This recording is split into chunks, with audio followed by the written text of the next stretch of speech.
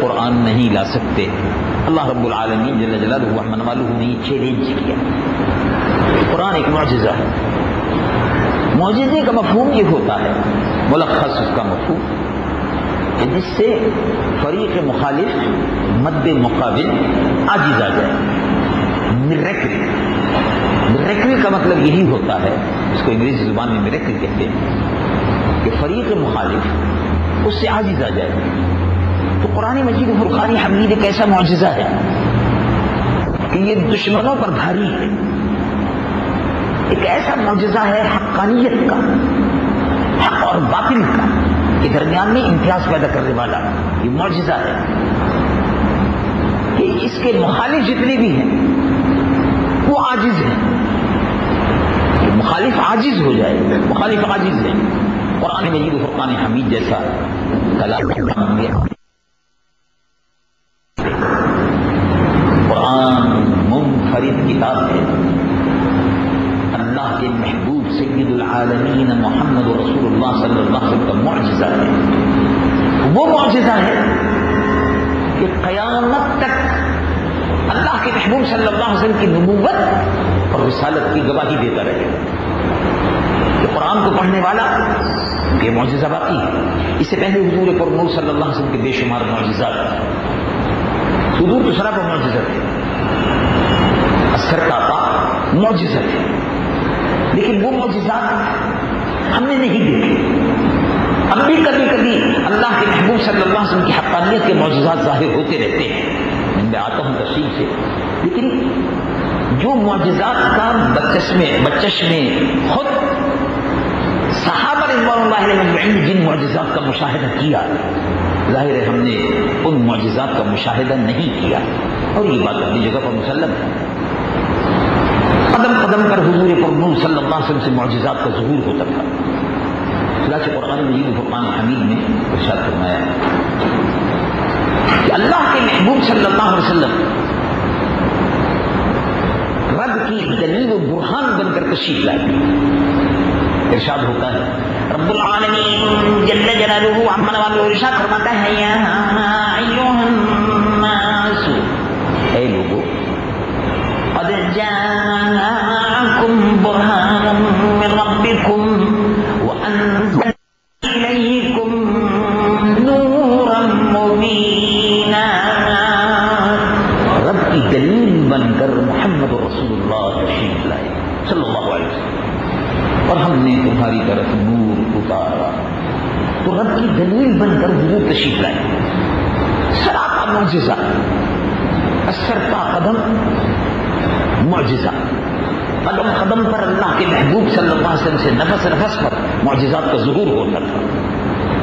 صحابہ رضوان اللہ علیہم مجمعین نے ایک نہیں، دو نے نہیں، ہزاروں کی تعداد میں صحابہ نے حضور پر نور صلی اللہ علیہ وسلم کے معجزات کا مشاہدہ فرمایا.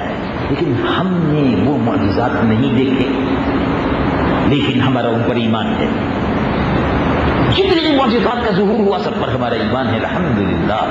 احادیث مبارکہ میں وہ موجود ہیں، اور ہر وہ معجزہ جس کا ذکر حدیث پاک محمد رسول اللہ صلی اللہ علیہ وسلم موجود ہے، الحمدللہ بڑے شرح صدر کے ساتھ ہم اس کو قبول کرتے ہیں، اس پر ایمان کرتے ہیں. تو معجزات کا ظہور ہوتا رہتا تھا. حضور پر نور صلی اللہ علیہ وسلم کا یہ معجزہ، اللہ کا آخری کلام، یہ معجزہ تک رسول اللہ صلی اللہ علیہ وسلم کے رسول ہونے کی، رسول برحق ہونے کی، یہ معجزہ قرآن حضور پر نور صلی اللہ علیہ وسلم کی نبوت و رسالت کی، یہ معجزہ قرآن حضور پر نور صلی اللہ علیہ وسلم کی اخلاق حسنہ کی، حضور رحمت للعالمین کی، شفیع المذنبین صلی اللہ علیہ وسلم کی نبوت، رسالت اور رحمت للعالمین کی گواہی قیامت تک دیتا رہے گا. اللہ تبارک و تعالی جل جلالہ عما نوالہ، اللہ تبارک و تعالی جل جلالہ عما نوالہ نے حضور کا یہ معجزہ جو ہے، یہ آج کروڑوں نفوس ہیں جو لوگوں کے سینوں میں یہ معجزہ محفوظ ہے، اس کی تلاوت کرتے ہیں. یہ بھی معجزہ محمد رسول اللہ صلی اللہ علیہ وسلم لوگ دیکھتے ہیں اور ایمان لاتے رہتے ہیں. تو حضور پر نور صلی اللہ علیہ وسلم کہ امت کو اللہ رب العالمین نے قرآن مجید و فرقان حمید میں خیر امت فرمایا. قرآن مجید و فرقان حمید میں خیر امت فرمایا. خیر امت آیت مبارکہ ہے. اسی قرآن میں جو حضور کا معجزہ ہے، اللہ رب العالمین اپنے محبوب صلی اللہ علیہ وسلم کے لیے ارشاد فرماتا ہے، محبوب سے مخاطب ہے کہ امت کو بتا دیجیے کہ تم کس قسم کی امت ہو، تمہارا شرف اور تمہاری بزرگی کیا ہے. ارشاد ہوتا ہے کنتم خیر امت اخرجت للناس، تم بہترین امت ہو. رسول اللہ صلی اللہ علیہ وسلم کی امت بہترین امت ہے. اللہ رب العالمین جل جلالہ عما نوالہ نے پچھلی امتوں کو اپنے اپنے وقت میں فضیلت عطا فرمائی. جیسے بنی اسرائیل کے متعلق کہا گیا فضلناہم علی العالمین، ہم نے عالمین پر بنی اسرائیل کو اس زمانے میں جب وہ ان کا وقت تک فضیلت دی تھی. اب قیامت تک کوئی اور امت نہیں، یعنی نئی امت نہیں، امت نبی سے بنتی.